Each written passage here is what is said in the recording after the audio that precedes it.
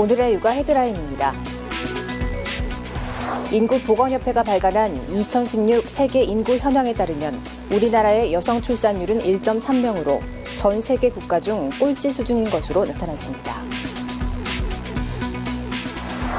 국민건강보험공단에 따르면 지난해 아이를 낳은 여성 4명 중 1명은 나이가 35세 이상으로 고령 산모가 갈수록 증가하는 것으로 나타났습니다. 여름철 질환으로 여겨지는 일본 뇌염이 실제로는 가을에 대부분 발생해 주의를 요하고 있습니다. 이상 오늘의 육아 헤드라인이었습니다.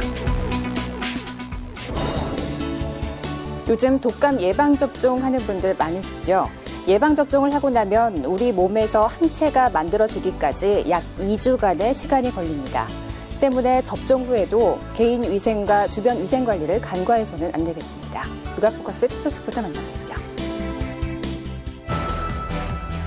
우리나라 여성 1인당 평균 출산율은 1.3명으로 세계 평균치 2.5명에 크게 못 미치며 전 세계 국가 중 꼴찌 수준인 것으로 나타났습니다. 인구보건협회가 발간한 2016 세계 인구 현황에 따르면 우리나라의 여성 출산율은 1.3명으로 1.2명인 포르투갈과 몰도바 등에 이어 뒤에서 4위였습니다. 인구 성장률도 세계 평균인 1.2%에 크게 못 미치는 0.5%였습니다. 인구수는 5,050만 명을 기록했고 평균 기대 수명은 남성 80세, 여성 86세로 지난해보다 남성은 2세, 여성은 1세씩 각각 늘어났습니다. 지난해 아이를 낳은 여성 4명 중 1명은 나이가 35세 이상으로 고령 산모가 갈수록 증가하는 것으로 나타났습니다.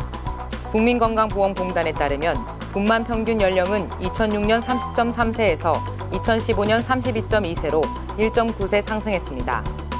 분만 여성 중 35세 이상의 비중은 13.7%에서 27.6%로 커졌고 40세 이상의 비중도 1.2%에서 3%로 증가했습니다. 전체 산모 중에 소득이 많은 계층의 여성 비중은 점점 높아지고 있는 것으로 나타나 생계 문제가 산모 연령에 영향을 미치고 있는 것으로 풀이됩니다. 낙태를 강요하며 교제를 반대한 남자친구의 아버지를 목 졸라 살해한 30대 여성에게 대법원이 징역 30년을 선고했습니다. 범행이 계획적이었고 증거가 명확한데도 살해 사실을 끝까지 잡아댄 것이 엄벌의 근거가 됐습니다. 중학교 동창이던 32살 이모 씨와 정모 씨는 2014년 12월 졸업 후 우연한 만남을 계기로 연인 사이로 발전했습니다. 동거를 하게 된 두 사람은 이듬해 이 씨가 아이를 갖게 되면서 갈등이 시작됐습니다. 남자친구인 정 씨의 부모님이 두 사람의 교제를 반대하며 이 씨에게 인공유산을 권유한 겁니다. 수술을 받아들인 이 씨. 하지만 수년 전부터 우울증을 앓아온 이 씨의 증상은 악화됐고 급기야 지난해 5월 정 씨의 집을 찾아간 이 씨는 술에 취해 자던 남자친구 아버지의 목을 노끈으로 졸라 살해했습니다. 그러고는 자살로 위장하기 위해 칼로 시신의 손목을 긋기까지 했습니다. 하지만 꼬리를 잡히기까지 오랜 시간이 걸리지 않았습니다. 검찰은 목을 조른 노끈에서 이 씨의 DNA가 검출된 점, 또 이 씨의 집 근처에서 살해 도구가 발견된 점 등을 증거로 이 씨를 재판에 넘겼습니다. 1, 2심 법원은 이 씨가 납득하기 어려운 변명으로 일관하고 있다며 내리 징역 30년을 선고했고 대법원의 판단도 같았습니다. 이 씨는 범행 사실을 줄곧 부인했지만 법원은 끝내 이 씨의 주장을 받아들이지 않았습니다. 인터넷 속 세무서 국세청 홈택스입니다. 공인인증서로 접속해보면 연말정산 간소화 서비스에 연말정산 미리 보기 서비스가 보입니다. 들어가 보니 3년간 연말정산 결과는 물론 올해 들어 9월까지 쓴 신용카드와 체크카드, 현금 영수증, 전통시장과 대중교통비 사용액이 나옵니다. 올해 예상급여를 넣으면 자신이 카드 사용액 공제를 얼마나 받을 수 있는지, 한도를 채우려면 얼마나 더 써야 하는지가 나오고 올해 분 예상소득세와 환급액도 계산할 수 있습니다.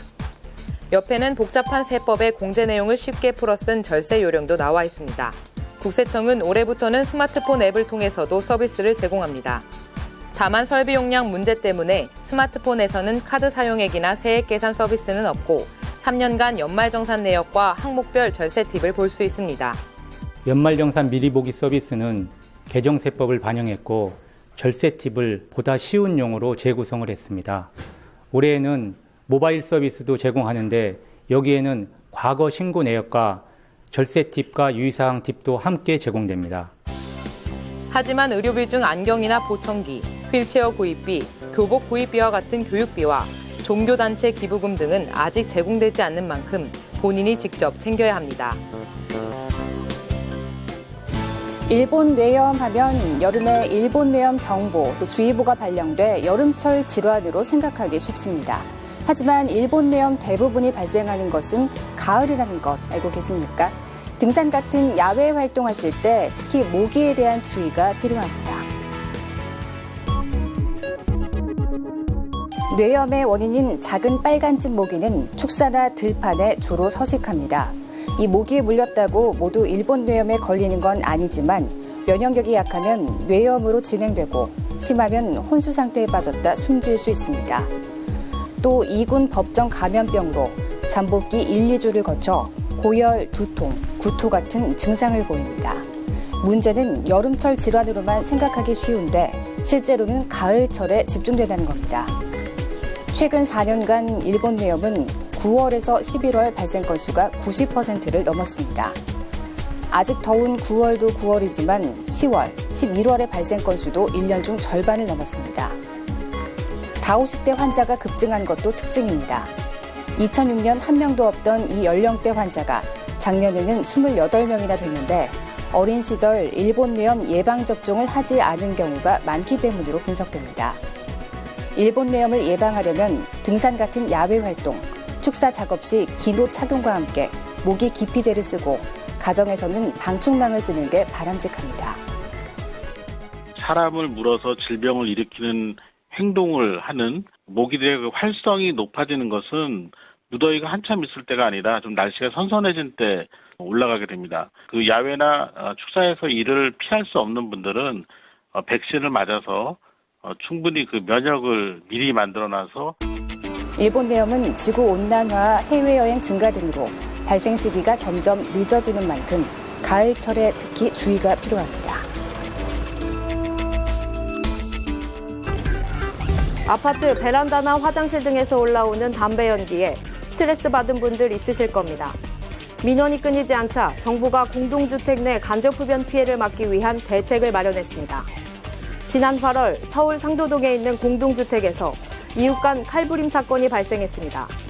52살 A씨가 바로 옆집에 사는 B씨와 흡연 문제로 다툼을 반복하다 화해를 위해 만난 술자리에서 홧김에 저지른 겁니다. 실제로 2011년부터 지난 5월까지 공동주택 간접흡연 관련 민원은 1,530건으로 집계됐습니다. 특히 베란다 화장실 등 집 내부에서 간접흡연으로 인한 피해가 이 중 55% 이상인 808건으로 월등히 많았습니다. 그동안 사적인 영역이란 이유로 계단이나 복도와 달리 제도적 대책에 사각지대에 있었던 장소입니다. 하지만 민원이 끊이지 않자 국민권익위원회와 국토교통부가 공동으로 공동주택 실내에서 간접흡연 피해를 방지하기 위한 방안을 마련했고 내년 말까지 관련 법을 개정하기로 했습니다. 아파트 입주자는 다른 입주자에게 층간 간접흡연 피해를 주지 않도록 노력해야 한다는 내용이 핵심입니다. 입주자들이 피해 사실을 관리사무소 등을 통해 흡연자에게 알리고 문제 해결을 요청할 수 있도록 했습니다. 또 필요한 경우 입주자 간 자치조직을 구성해 운영할 수 있습니다. 개인 간의 분쟁에만 맡기지 않고 이해 평화적 해결을 위해서 사실관계를 확인하고 조정이 가능한 중재기구가 설치되기 때문에 이웃 간의 분쟁이 많이 줄어들 것으로 예상합니다. 이번 조치가 한계에 이른 공동주택 흡연 문제 해결의 전환점이 될 수 있을지 주목됩니다. 최근 도시와 농어촌 지역의 부익부 빈익빈 현상이 초등교사 임용시험에서도 심화하고 있습니다. 미래의 교사를 꿈꾸며 노량진을 찾는 사람들, 상대적으로 안정적이고 근무 환경이 좋은 초등학교 교사는 모두가 선망하는 직업. 올해도 경쟁률이 소폭 상승했습니다. 그러나 이것도 도시에만 국한된 이야기. 섬이나 산간 오지 등 농어촌 지역에 지원한 경우는 갈수록 찾기가 어려워지는 모습입니다. 실제 내년도 초등학교 교사 임용시험 원서 접수 결과 강원과 충북 등은 지원자가 모집 인원 절반에 겨우 미치면서 최대 5대1의 경쟁률을 기록한 수도권 지역과 큰 차이를 보였습니다. 심지어 충북과 충남, 강원, 경북은 3년 연속 미달됐습니다. 교통이나 주거 등 생활 인프라가 도시에 비해 부족하기 때문인데 지난 5월 전남 신안 섬마을의 여교사 성폭행 사건이 영향을 미쳤다는 분석도 나옵니다. 특히 여교사의 비율이 70%가 훨씬 넘는 초등학교 교사의 경우 혼자 도서벽지에 살며 위험을 감수해야 하는 것은 또 하나의 부담으로 다가올 수밖에 없기 때문입니다. 결국 여교사의 그 교육 환경 시설이라든지 특히 안전 문제 부분을 어떻게 더 담보시켜 주느냐 하는 숙제가 눈에 남아 있는 거죠. 수당도 좀 대폭 올려줄 필요가 있어요. 교사 부족은 아이들이 받는 교육의 질을 떨어뜨릴 수 있는 만큼 농어촌 기피 현상을 막을 특단의 대책이 필요해 보입니다.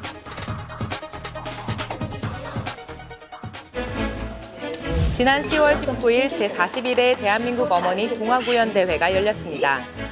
색동회가 주최하고 색동어머니 동아구연가회가 주관한 이번 대회는 소파 방정환 선생의 어린이 사랑 정신과 정통 동아 구연수를 계승하기 위해 개최됐습니다. 그것은 동아 구연을 실현하고 어린이 사랑, 나라 사랑이라는 그런 정신을 기르고 어린이를 항상 건강하게 기르기 위해서 이런 행사는 연례 행사로 하고 있습니다.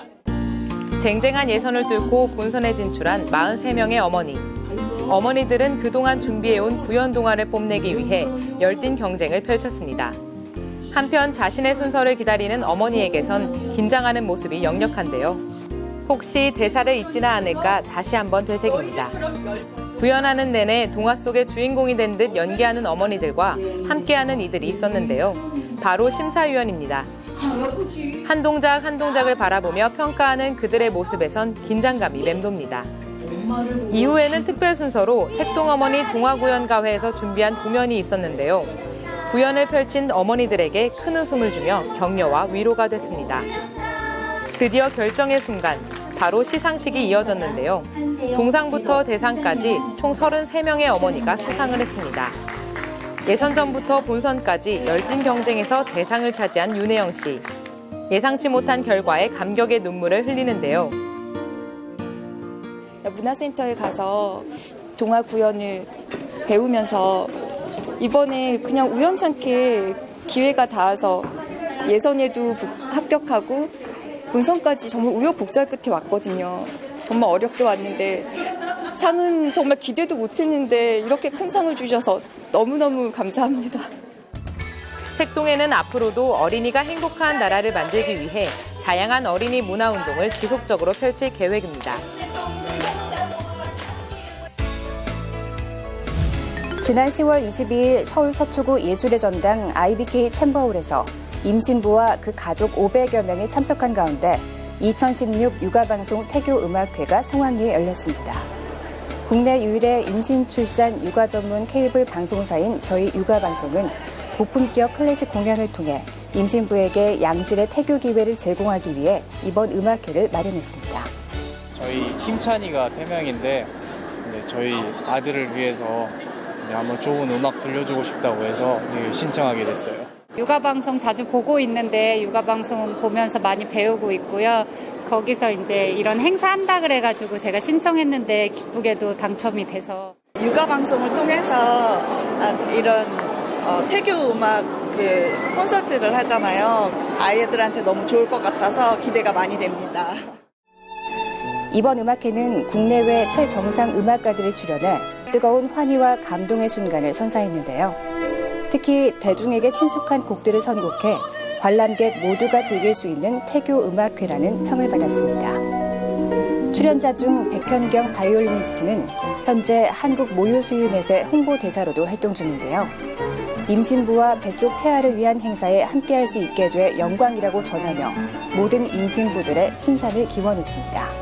네, 세상의 엄마들은 누가 뭐래도 정말 위대하고 훌륭하기 때문에 많은 응원과 격려를 꼭 같은 엄마로서 해드리고 싶고 어떠한 어려움과 또 힘듦이 있어도 항상 긍정적인 생각도 우리 아이들을 위해서 늘 밝고 용감하게 그렇게 생활해 주셨으면 좋겠습니다. 저도 함께 화이팅 하겠습니다. 감사합니다. 그럼 백현경 바이올리니스트의 아름다운 연주 잠시 감상해 보시죠.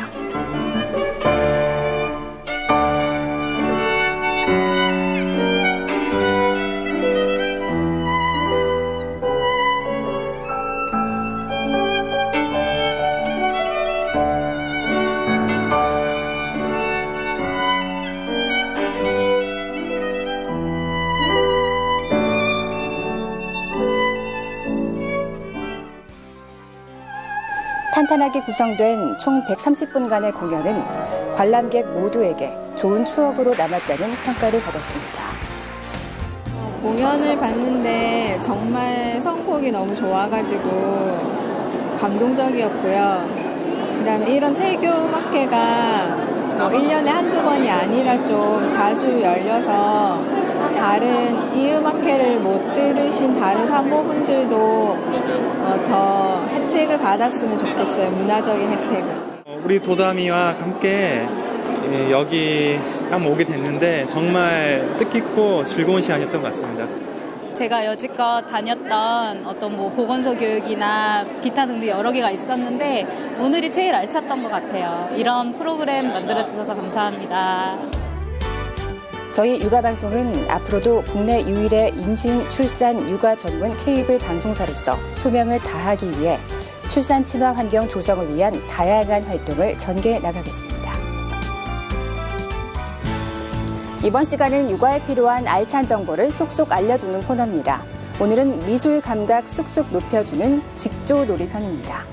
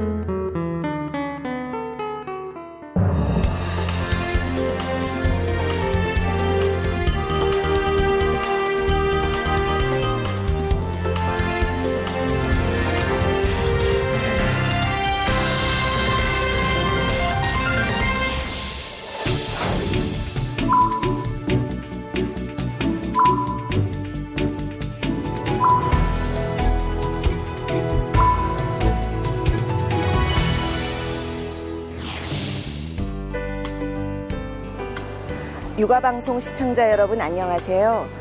국립중앙의료원 산부인과 난임센터장 최한나입니다.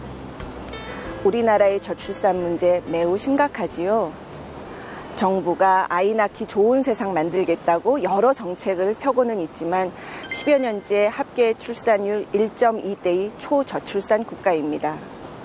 이뿐만 아니라 경제적인 이유나 또 사회적인 이유로 결혼을 미루고 출산을 늦추는 사회 분위기 속에 첫 아이를 출산하는 여성의 나이가 점점 높아져서 2015년에는 31.2세에 달했습니다.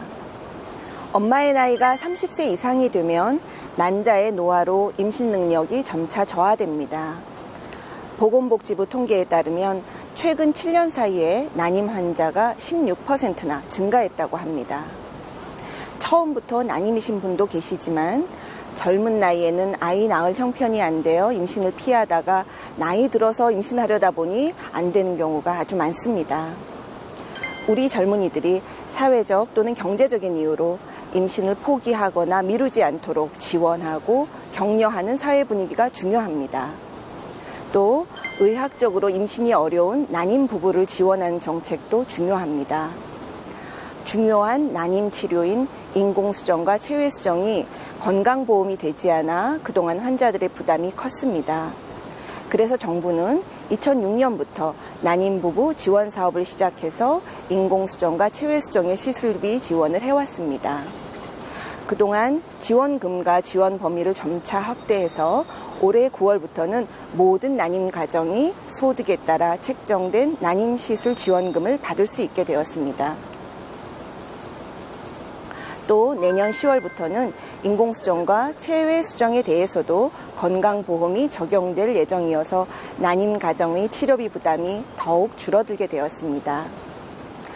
이렇게 정부가 적극적으로 난임 환자 지원 사업을 벌이고 있지만 가장 좋은 것은 난임이 되기 전에 건강한 아이를 임신하는 것이겠지요. 난임 예방을 위해서는 평소에 건강한 생활 습관이 중요합니다. 과체중이나 저체중 또 영양 불균형은 임신의 해로움으로 균형 잡힌 식사로 건강을 챙기시고 특히 임신 전부터 엽산을 꾸준히 복용하면 아기의 신경관 결손 예방에 도움이 됩니다. 또한 담배는 여성과 남성 모두 임신이 잘 안 되는 원인이니 반드시 금연하셔야 합니다.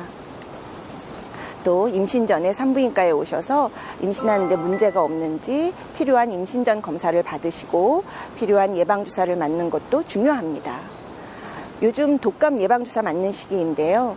독감과 같이 열이 많이 나는 병에 걸리면 임신이 잘 안 되기도 하고 또 임신 중 열이 많이 나면 아기 발달에 영향을 주니 임신을 준비하고 계시거나 임신하신 분들은 꼭 독감 예방주사를 맞으시기 바랍니다.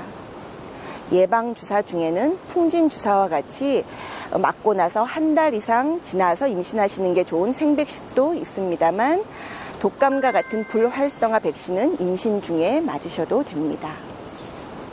마지막으로 난임 예방을 위해 가장 중요한 점을 말씀드리겠습니다. 앞에서도 말씀드렸지만 바로 엄마의 나이입니다.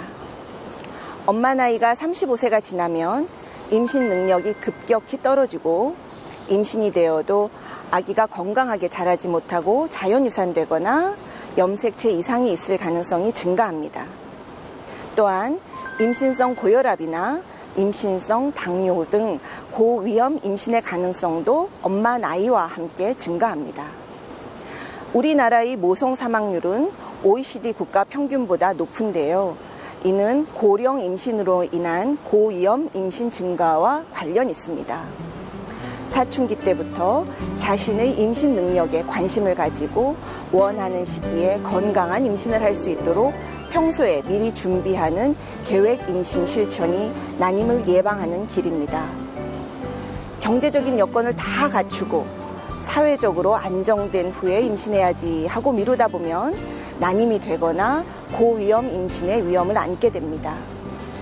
어려운 환경에서 임신해도 축복이 될 수 있도록 정부가 좀 더 적극적으로 지원을 해서 우리 국민들 모두 임신 능력 좋은 시기에 건강한 계획 임신을 하실 수 있기를 바랍니다.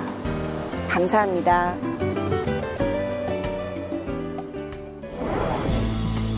더불어민주당 박광온 의원이 아동수당에 이어 육아휴직 기간 급여를 보전해주는 부모보험제를 추진하기로 했습니다. 현재 스웨덴에서 시행 중인 부모보험은 육아휴직이나 출산휴가, 아이 병간호 등으로 휴가를 낼 때 급여를 보완해주는 제도입니다. 저출산 시대 각 가정에 실질적인 도움을 줄 수 있는 대안이 되길 기대합니다. 육아포커스 마칩니다. 시청해주신 여러분 고맙습니다.